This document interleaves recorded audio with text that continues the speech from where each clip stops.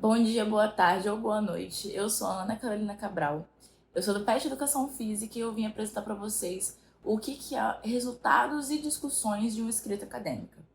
Mas assim, começando pelo básico do que é isso, o que é essa parte de resultado de discussões, ela vai ser uma parte textual do nosso trabalho, onde vai ocorrer a descrição das discussões, vai ser um espaço para ocorrer essas discussões, e onde essa experiência toda do trabalho vai ser descrita. Então, nesse momento, a gente deve analisar os dados coletados e apresentar, comentar e analisar eles. E aí, junto disso tudo, a gente vai relacionar esses dados com as pesquisas bibliográficas feitas e que foram apresentadas ao longo de todo o trabalho. Mas para que serve essa parte? Então, quanto melhor forem as suas contestações sobre a pesquisa, melhor o seu TCC vai ser. Então, assim, nessa parte você vai poder testar a sua hipótese trabalhada, que foi desenrolada por todo o trabalho, e ver se ela é ou não capaz de resolver o problema que você apresentou. E se suas hipóteses podem ser comprovadas pelas comparações de dados. Mas aí vocês têm que ter muita atenção nessa parte, porque a discussão explica o que os resultados significam.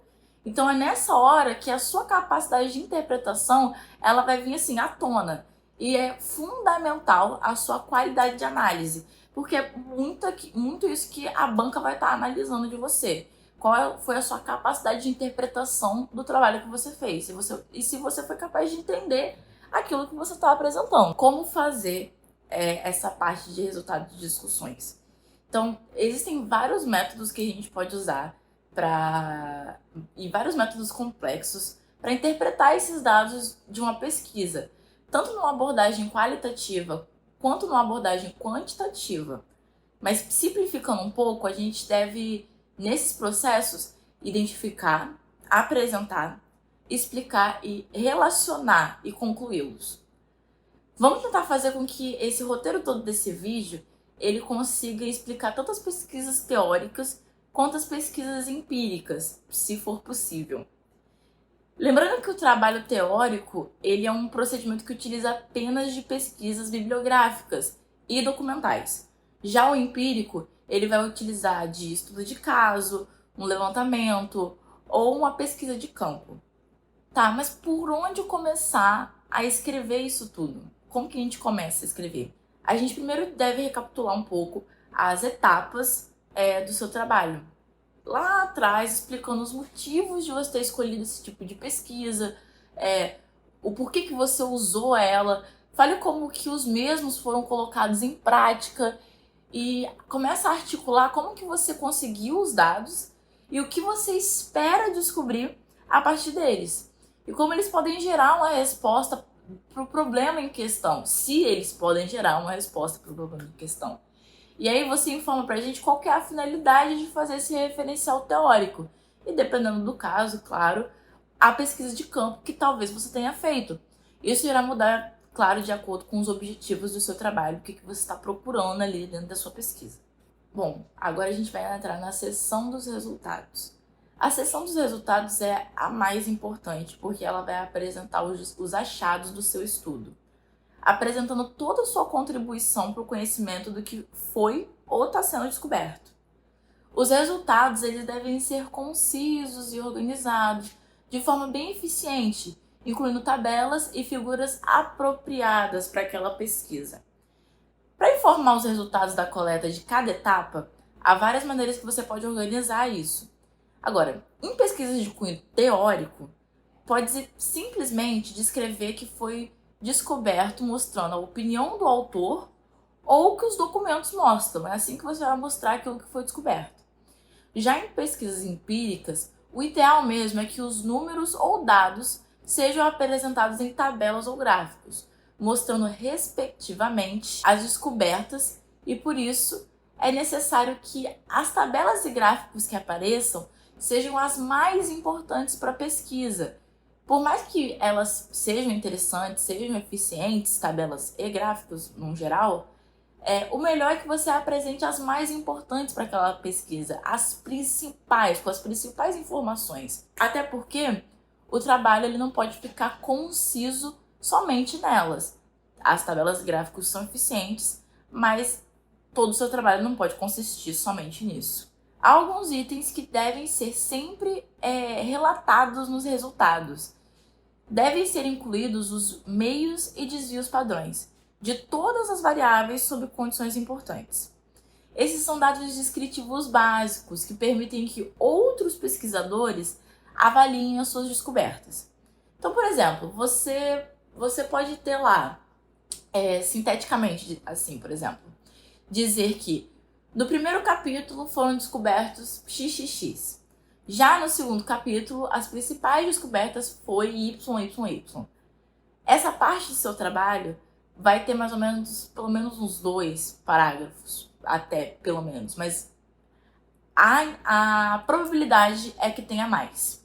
Dessa forma, você pode expor todas as relações existentes entre os dados que você acabou de nos mostrar, mas o jeito que você vai fazer isso irá depender se você está fazendo um trabalho empírico ou teórico.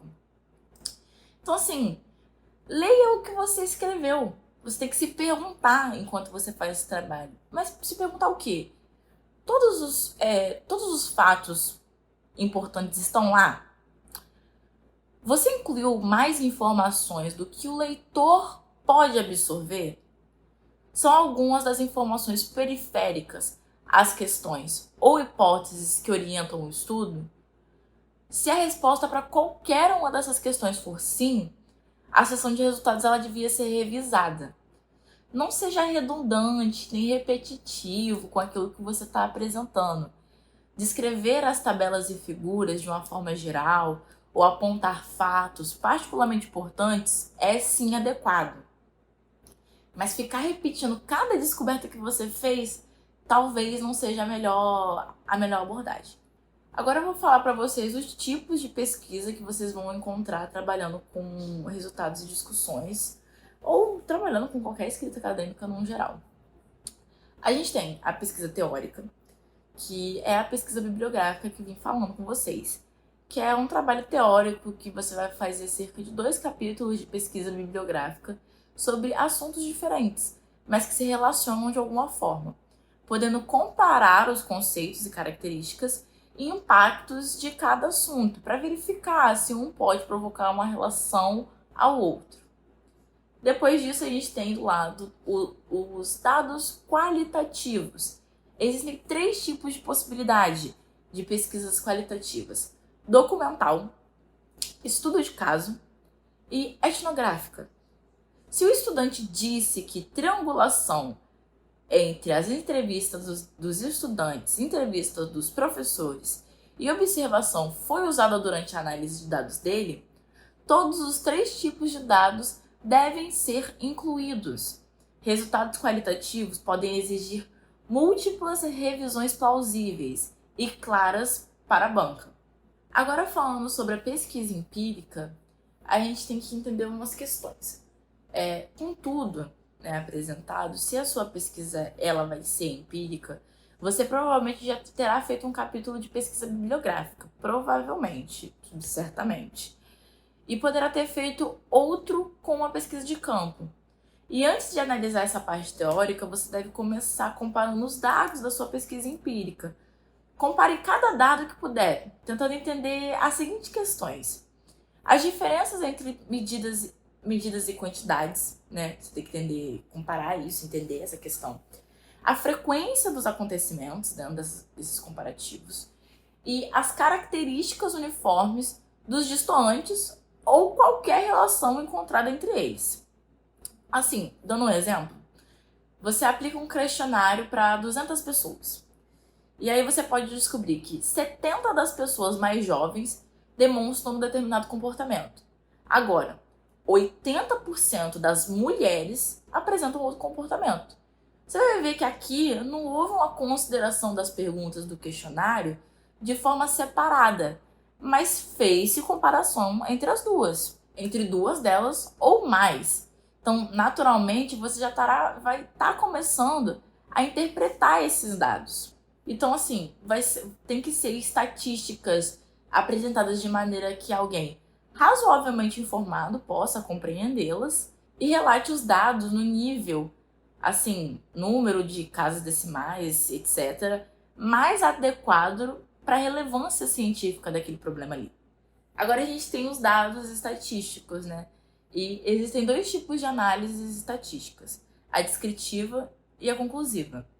A um dilema consistente, que refere-se ao relato apropriado a se fazer sobre informações estatísticas em artigos de pesquisa. Mas creio que os dois, até o momento, são os dois tipos que a gente vai estar tendo, que pode se referir corretamente.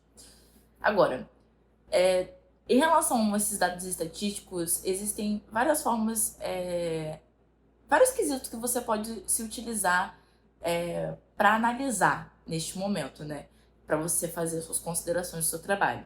E de acordo com o American Philosophical Society 2004 e o American Philosophical Association APA 2009, eu vou apresentar dois aqui para vocês, que eu acho que vão ser muito importantes e que acabam sendo dúvidas e assim, algumas batalhas internas que a gente acaba tendo quando a gente está fazendo um trabalho acadêmico. O primeiro relate sempre todas as complicações ocorridas na pesquisa, inclusive a perda de dados, os atritos e a ausência de respostas. Então, se dentro do seu trabalho ficou um buraco, alguma coisa sem resposta, um dado corrompido, explica o que aconteceu. Isso não quer dizer que o seu trabalho tem que ser jogado fora e que aquela parte da pesquisa corrompeu completamente. Ainda faz parte da pesquisa e vai ser completamente útil para entender como que aquela sua pesquisa andou. Então, se existe um buraco e você pode explicar o porquê que tem aquele buraco na sua pesquisa, explique o porquê que tem aquele buraco na sua pesquisa. Vai enriquecer o seu trabalho e não empobrecer ele. Porque isso faz parte. Pesquisa acaba não tendo respostas. E o segundo seria: selecione as análises minimamente suficientes. Por exemplo, métodos complicados de análise qualitativa, eles podem até ser adequados para os dados e a levar a conclusões úteis. Mas muitos delineamentos combinam bem com técnicas básicas e mais simples. Então, assim, não é uma necessidade só porque você está fazendo um trabalho acadêmico do seu trabalho ser extremamente complexo, os métodos que você usou, assim, muito difíceis de aplicar. Muitos dos trabalhos necessitam apenas de uma linha bem tênue e firme de raciocínio e método para ser um bom trabalho de pesquisa. Então não precisa ficar naquela ansiedade de fazer um trabalho muito difícil, com métodos muito difíceis, porque só porque ele é difícil, não necessariamente ele é um bom trabalho. Porque um bom trabalho é aquele que leva resultado, né? E não aquele que tem só os métodos mais difíceis para chegar naquele resultado. Acho que é bom deixar frisado aqui também que pesquisas teóricas, elas são qualitativas e pesquisas empíricas, elas são pesquisas estatísticas. Agora a gente vai entrar na parte da sessão da discussão. E a partir desse momento você provavelmente já vai ter um tema bem mais amadurecido na sua cabeça. E como ele vai estar bem mais amadurecido, você vai ter muito o que explicar dele. E, sendo sincera, redigir uma discussão não é uma tarefa fácil. Não há nenhum truque para você organizar esse tipo de discussão. Mas você tem várias regras que definem o que você pode incluir.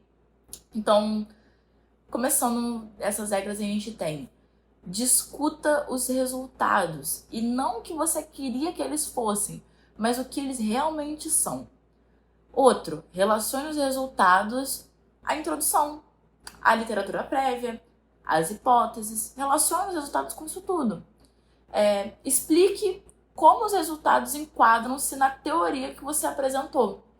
Outro, interprete esses resultados. Então, assim, compare as descobertas da pesquisa empírica com as descobertas da pesquisa bibliográfica.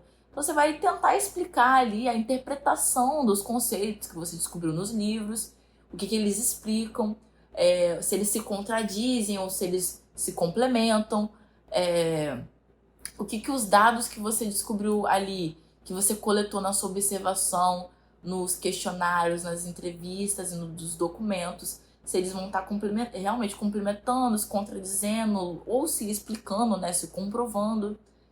Outro que você também pode incluir como regra: recomende ou sugira aplicações dos resultados, né? Ver como que os resultados funcionam na prática, né? Se você fez uma pesquisa empírica, se na hora que você for testar aquilo dali realmente se mostra real.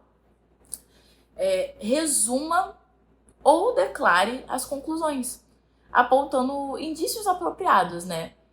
O que você descobriu, né, dentro daquilo ali. Mostra o que foi o puro, o que foi o resultado, quais os dados você descobriu. E não precisa ficar substituindo o seu vocabulário normal por um vocabulário muito, sabe, pomposo, embolado, com palavras muito longas, sentenças muito complexas, até porque a intenção é que as pessoas consigam entender aquilo que você está apresentando. A intenção é que a sua pesquisa saia da universidade e atinja as comunidades, porque se você faz pesquisa só para outros pesquisadores, né, do que adianta se você não está conversando com ninguém, se a sua discussão não está impactando ninguém, não está mostrando nada ou nada para ninguém, sabe? Para a sociedade mesmo, que precisa daquelas pesquisas, não complica muito seu vocabulário. Você pode deixar ele simples, ele pode ficar assim, requintado, mas não embolado, não difícil. Em geral, assim, depois de tudo que foi apresentado, as discussões elas podem até ser orientadas pelas seguintes questões. Questões essas que foram retiradas do Publication Manual of the American Psychological Association, que é o APA de 2009. Então, dentro disso, a gente tem qual a minha contribuição aqui? Como que o meu estudo ajudou a resolver o problema original? Que conclusões e implicações teóricas posso extrair do meu estudo? As respostas a essas questões são como um cerne da contribuição. Os leitores têm direito às respostas claras e diretas. Então, se depois de ler a sua discussão, o leitor se perguntar: e daí? Tá, e daí? Esse trabalho todo foi feito, e daí? Isso significa que você não fez um bom relatório. As respostas às questões são como o cerne da contribuição. E os leitores têm direito às respostas claras e diretas. Então, se depois de tudo isso, de ler toda essa discussão, o leitor ele olhar e perguntar assim: e daí? Sabe, li isso tudo, e daí? Que diferença isso faz? Isso significa que você não fez um bom relatório de pesquisa, já que ele não atingiu quem ele deveria atingir, que ele não provocou questionamento, que ele não provocou algo no leitor, né? Nem que seja uma dúvida ou, meu Deus, eu estava pensando nisso, não sabia que tinha uma resposta, e você trouxe uma resposta para a dúvida daquela pessoa, né? Mesmo que seja uma resposta pequena, uma resposta grande, uma resposta que tenha um papel ali dentro da carreira acadêmica, não só sua, mas de outros pesquisadores e de civis também que vão encontrar com a sua pesquisa. Assim esperamos. Nesse momento eu acho muito importante frisar uma coisa, porque às vezes a gente vai se sentir assim fazendo uma pesquisa, e eu acho que é legal deixar claro que nem sempre a sua pesquisa vai ter o resultado que você procura. Pode acontecer de você iniciar uma pesquisa em que o resultado não será nada, nenhuma descoberta grandiosa, ou até mesmo a comprovação científica de algo que para muita gente era só senso comum. Mas assim, esse fator não faz da sua pesquisa menos importante. Todo dado científico pode e será usado para alguma finalidade. Até mesmo comprovações simples são importantes, assim como eu disse anteriormente. Então, só porque o seu trabalho ele é um trabalho mais simples, não quer dizer que ele é um trabalho que não tem importância. Ele tem sim, mesmo que ele comprove só senso comum. Agora, com suas análises de dados concluídas, é necessário que você revise alguns passos. O primeiro é informar as etapas do seu trabalho, né? O que foi cada coisa, como você fez, o que é cada etapa, né, desse trabalho que você redigiu. Mostrar os principais dados que você encontrou em cada capítulo do trabalho. 3. Compare os dados verificando as diversas relações entre eles. E 4. A partir dessas relações, veja se a hipótese foi confirmada ou refutada. 5 e último, apresente a resposta para o problema, se houve resposta para o seu problema. Acho que é interessante vocês fazerem isso quando vocês terminarem o trabalho, para vocês fazerem uma análise completa e entender se todo o trabalho está conversando, se ele faz sentido, se ele se redige de um ponto, vai até o outro com sentido, levando tanto quem está lendo quanto quem está vendo a sua apresentação um raciocínio lógico ali, numa escadinha que faça sentido, ok? É isso, gente. Esse foi resultados de discussões feito pelo PET de Educação Física. Eu espero que tenha esclarecido algumas questões para vocês. E caso não, vocês podem vir atrás da gente do PET para tirar algumas dúvidas ou anotar e esclarecer isso em TCC1. É isso. Muito obrigada.